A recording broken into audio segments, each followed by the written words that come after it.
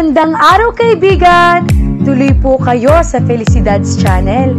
Sa mga kwento ng buhay at pag-ibig na hinalukay sa natatagong baul ni Felicidad. Pero bago po tayo magpatuloy, huwag niyo pong kalilimutan na i-like ang video, i-subscribe ang channel, at i-click ang notification bell para lagi kayong updated sa mga parating pa na upload.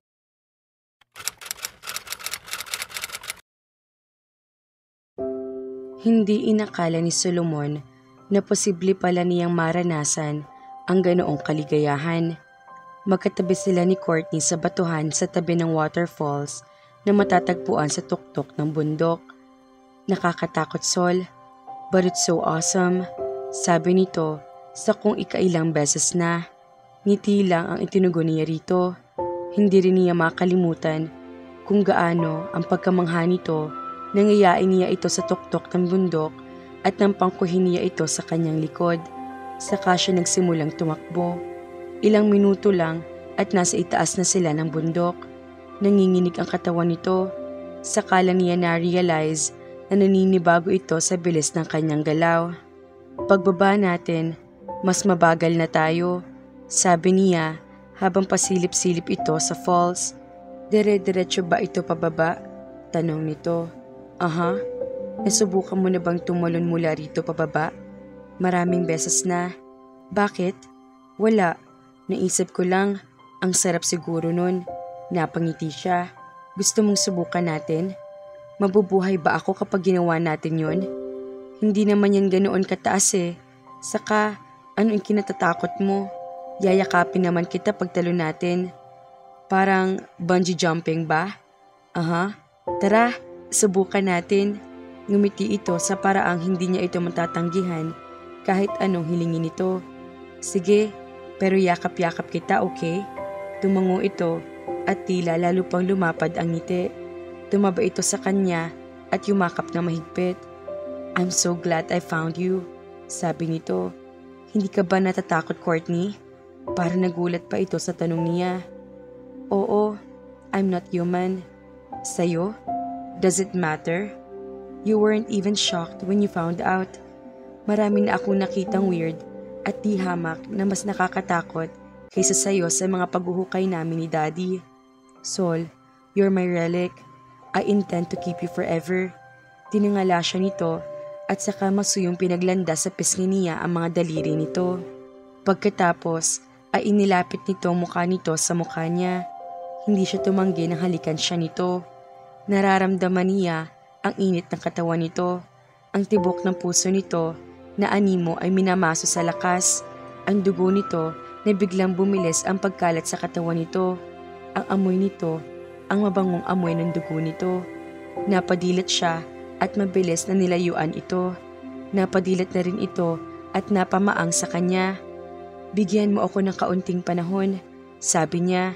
Hindi niya maintindihan kung bakit sa dinami-rami ng babaeng dumaan sa buhay niya, bukod tanging dito lang siya nawawala ng kontrol sa sarili. Kagatin mo na ako, Sol. Sige na, para matapos ng paghihirap natin ito. Diba sinabi ko naman na bigyan mo lang ako ng kaunting panahon para masanay ako sa ganitong sitwasyon? Ngayon lang ako nagmahal. Ngayon lang ako nakadama ng ganito. Pero kung napag-usapan na natin ito, diba? Putol niya sa pangungulit nito. Yumakap ito sa kanya. Hindi ko kaya kapag nawala ka. Itinaas niya ang baba nito. Hindi iyon mangyayari. Paano kung may mangyari sa akin nang wala ka? Paano kung may mangyari sa iyo at hindi kita matulungan dahil wala akong lakas at kapangyarihan para gawin iyon? Walang mangyayaring ganoon. At tatakot ako. Iyong mga kumuha sa mami. Hindi niyo sa kilala. Pero inatake ka niya. Hindi niya ako kaya kahit vampira pa siya. Paano kung bumalik siya at marami na sila? Ikamamatay ko kapag nawala ka sa akin. Sol, hindi ko alam kung paano ko nabuhay nang wala ka eh. Bata ka pa. Kung makakahanap ka pa ng iba, wala nang iba. Paangil na sabi nito.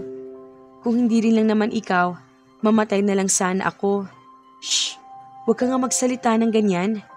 Mahal kita, Sol. Sa puso ko, alam kong ikaw lang ang para sa akin. Humitbi ito, kaya niyakap na niya ito. Hinintay niyang humupa ang kahinaang mayroon ang mga taong takot bago niya ito inilayo. Huwag ka mag-isip ng mga bagay na wala at hindi naman darating. Palagi mong tatandaan na naririto lang ako sa tabi mo. Ayokong isipin mo na crybaby ako. Natawa siya sa sinabi nito. Nanlaki ang mga mata nito. Iyon ang iniisip mo. Masyado ka yatang matatakutin. Hindi ganoon. I mean, sa'yo lang. Pinagtaasan niya ito ng isang kilay at saka nanunudyong tinignan ito. Umingos ito. Kung gusto mo, tumalon na tayo ngayon eh. Baka matakot ka na naman. Ang salbahe mo. Naningkit ang mga mata nito. Sabay lapit sa gilid ng bato at bago pa siya makahuma, bigla na lang itong tumalon at nagpaanod sa rumaragasang tubig sa talon. Courtney! Walang pagdadalawang isip na tumalon na rin siya at hinanap ito. Nakita agad niya ito. Nilalamon na ito ng tubig kaya mabilis niya itong hinagip at niyakap. Nang naramdaman niya ang bato sa likod niya, saka siya bumuelo at buong lakas at tumadyak para makataloyin palayo sa malakas na current ng pababang tubig. Bigla silang nawala mula sa falls. Tumalon-talon siya sa mga gilid niyon habang yakap-yakap niya ito bago siya tumalon sa patag na bahagi ng tubig. Bumulusok sila pa ibaba. Pagkatapos, nagmamadali niyang iniangat ito. Nakapikit ito. Habol ang hininga. Namumutla ito at animo basang sisiw ang itsura. Sakalang ito dumilat. Shocked na shocked. Wag mo na uling gagawin iyon. Hindi ako si Superman. Galit na sabi niya. Hindi na talaga. Umiling-iling na sabi nito. Sakalang ito nagsimulang umiyak. Nawala ang galit niya rito. Wala siya nagawa kundi yakapin na lang ito. Humahagulhol pa ito nang maramdaman niya may palapit sa kanila. Dinignan niya ang direksyong pinanggalingan ng presensya at hindi na siya nagulat nang lumabas mula sa mayabong na mga halaman ang kanyang tiyo Anselmo at si Badong. Ngiti-ngiti ang huli na mabungaran sila. Galing ang ginawa ninyo ha? Masubukan din nga. Iuwi mo na si Courtney, Sol. Sa bahay na lang tayo mag-usap, sabi ni Tio Anselmo. Tumango siya at iniahon na ang nanlalambot pa ring dalaga. Nagmamadaling tumakbo silang tatlong lalaki, pawang kasing bilis ng hangin habang karga pa rin niya si Courtney. Ilang minuto lang, nasa bunganga na sila ng kakahuyan. Nanginginig na ang dalaga dahil napaspas ng hangin ang katawan nito. Bukod sa basang-basa ito, nagmamadaling iniakyat niya ito sa itaas ng vela at inihabiling kay Susan. Halos ayaw niya itong iwan pero pinalabas na siya ng kanyang yaya. Kanina ka pa hinahanap ng tiyo at kapatid mo, sabi ni Susan. Napilitan siya lumabas ng silid at saka pinuntahan ng dalawa sa bar na nasa basement. Pagdilat ni Courtney ay nakabukas ng lahat ng ilaw sa silid na kinaroroonan niya. Mainit ang pakiramdam niya at nananakit ang mga kasukasuan niya. Sol, tawag niya sa lalaki sa nanginginig na tinig. Nandito ako. Napaiyak siya nang marinig niya ang boses nito. Hinawakan nito ang kamay niya at lalo siya nanginig nang maramdaman ang lamig nito. Mabilis sa binitawan siya nito. Tatanggi pa sana siya pero sinapunan nito ang kanyang noo. Magdulot ng ginhawa sa kanya ang lamig ng palad sa mainit na balat niya. Maginaw, kailangan daw mabantayan ang lagnat mo dahil napaspas ka ng hangin. Kapag hindi naagapan, baka magka-pneumonia ka. Hindi siya sumagot. Pumikit ulit siya habang hinahayaan nitong damhin ang noo niya. Kahit paano ay kumalmang kanyang dibdib sa kabila ng sama ng pakiramdam na dulot ng kagagahan niya. Ano ba nga ang akala niya sa sarili niya at kay Sol? Si Superman at si Lois Lane? Ano bang gusto niyang patunayan? Kung gaano siya kamahal nito? Napaka-estupida niya para sukatin sa ganoong paraan ang pagtingin nito sa kanya. Paano kung hindi siya nito naabutan sa pagbagsak niya sa falls? Naalala niya ang mga matalas na bato sa falls. Paano kung nasabit siya sa isa sa mga iyon? Baka patay na siya bago pa siya makarating sa ilog. Wala na magagawa si Sol kapag nangyari iyon.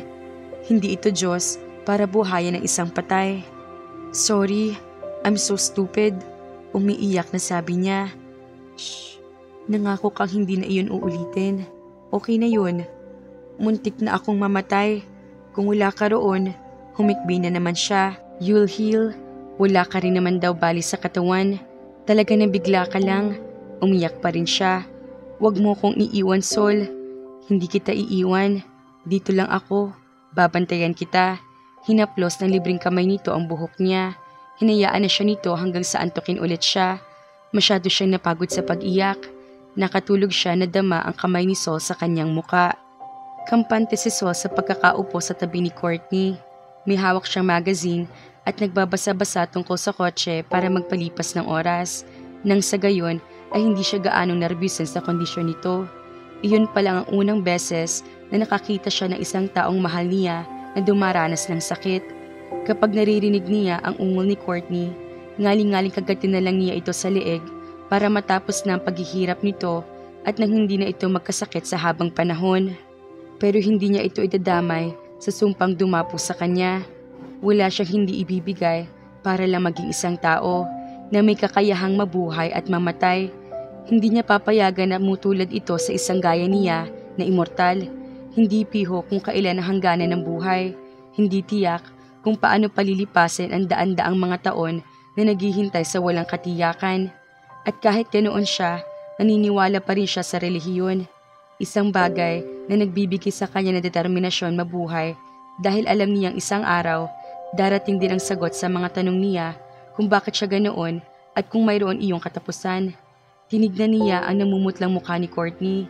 Hindi niya maatim na pati ito ay mapipilitang mamuhay ng tulad niya dahil ang milalas ito na maging babaeng iniibig niya.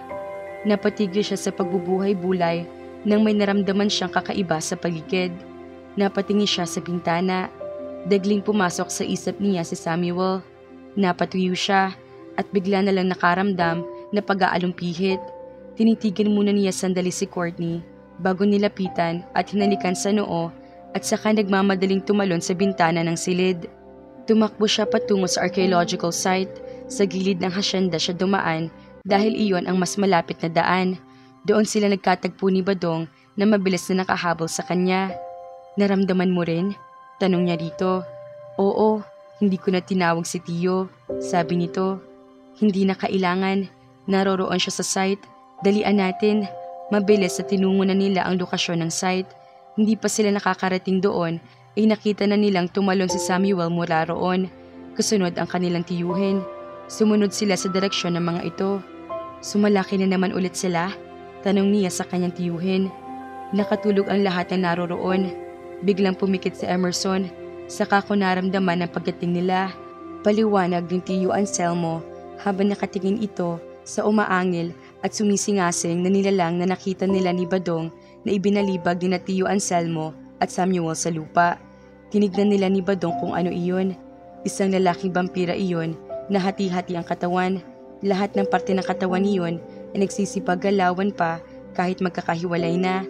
Abala si Badong sa pagbubuhos ng gasolina sa iba't ibang parte habang patuloy sa pagsisingasing ang nilalang. Nasa loob ng kuweba si Samuel nang pumasok ang dalawang figura sa loob. Nagkunwari siyang ikaw para makita ang mami sa loob. Dito muna siya dumaretsyo at dito kami nag-abot. Siya ang nakipagtunggali sa dalawang iyon, sabi sa kanya ni Tiyo Anselmo. Kukunin nila ang isa pang mami? Tanong niya. Nakita niyang lumapit si Badong kay Samuel at tumulong sa ginagawa ng kapatid. Oo, sagot ang tiyo nila. Mabutit naroroon siya. Paglabas ko, may nakita akong isa pa sa kanila. Patakas na, kaya hindi ko na hinabol. Naisip ko si Samuel, baka kako kailangan niya ng tulong. Hindi iyon naging mahirap, tiyo. Naramdaman ko sila bago pa sila nakapasok sa yungib. May dala rin akong canister, just in case. Sinunog mo agad sila? Let's just say na hindi na flawless ang vampirang iyon sa mga susunod na araw. Ngumiti pa siya bago ginagtungan ng mga kahoy na nadampot nito sa paligid ang katawan na nagwawalang vampira. Nilapitan niya ang vampira. Taga saan kayo? Bakit gusto ninyong kunin ang mga mami? Tinignan siya ng namumula mga mata nito at saka inangilan. Papatayin ko kayong lahat. Papatayin ko kayong lahat. I don't think so. Iiling-iling na sabi ni Samuel. Sabay sindi sa lighter ni iniabot ni Badong. Babalik sila at kami maghahari. Mawawala kayong lahat. Papatayin namin kayong lahat. Nakuha pang ngumisi ng vampira sa kabila ng miserableng kalagayan nito. Hindi tayo dapat nag-aaway-away, sabi ni Tiyo Anselmo. Walang dahilan para mangyari iyon. Sila ang susi sa paglaya namin kay Pasiano. At kahit ninyo kami mapipigilan, lalakas kami at papatayin namin kayong lahat. Pasiano? Nakakunot ang noong tanong ni Sol. Papatayin kayo ng lipi namin. Walang lugar ang mga tulad nyo. Mga kulang. Kayo ang unang mamamatay. Kung sasabihin mo sa amin ang pakay mo at kung mapag-uusapan natin ito, biglang umigkas sa ere ang braso at ulo ng vampira para atakihin ang kanyang tiyuhin. Nakita agad niya iyon, kaya bago pa nito maabot ang tiyuhin niya, inatadya ka na niya ang ulo nito pabalik sa ibang parte ng katawan nito. Now, you've really pissed me off. Anong matagas na tinig ni Samuel. Saka tuluyang initsa ang lighter sa katawan ng vampira. Bigla ang paglobo ng apoy at maging sila ay napaatras sa takot doon. Umalingaw-ngaw ang nakakakilabot na sigaw mula sa vampira. Nakamata lang sila rito habang nasusunog iyon. Sol, makabubuti siguro na bumalik ka na sa mansyon.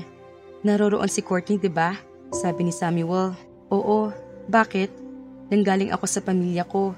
Iyong lalaki nakita natin sa maisa ng hasyenda. Hindi ba't hiningi niya si Courtney? Oo, ang ibig sabihin daw nun, hindi tatantanan ng lalaking iyong si Courtney hanggat hindi niya ito nakukuha. Gusto niya maging asawa ang girlfriend mo. Napamaang siya rito. Sigurado ka? Vampira ang pamilya ko. They know. Kalmadong sagot nito. Hindi siya magagalaw sa mansyon. Hindi man makapasok ang lalaking iyon sa loob ng mansyon. Baka tawagin niya si Courtney palabas. Huwag mong kalimutang may malakas na kapangyarihan ang mga tulad nila. Napakunot noo siya. Sabay tingin sa direksyon ng mansyon. Kami na magtatapos dito.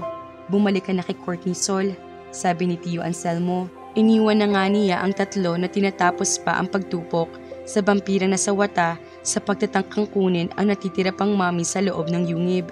Mabilis siyang tumakbo pabalik sa bahay, pabalik kay Courtney. Naku mga ka-felisidad, nanganganib ang ating dalaga na si Courtney dahil natipuhan pala ito ng vampirang si Pasiano para gawing asawa. Paano kung mahuli si Solomon sa pagliligtas sa kanyang kasintahan? Kayang-kayang pasunod din sa isip si Courtney ni Pasiano, kaya malamang madali niyang makuha ang dalaga sa mansyon ng mga bagon. Mga ka-felisidad, sana naman ay wala mangyaring masama sa ating bida. Kaya naman, abangan!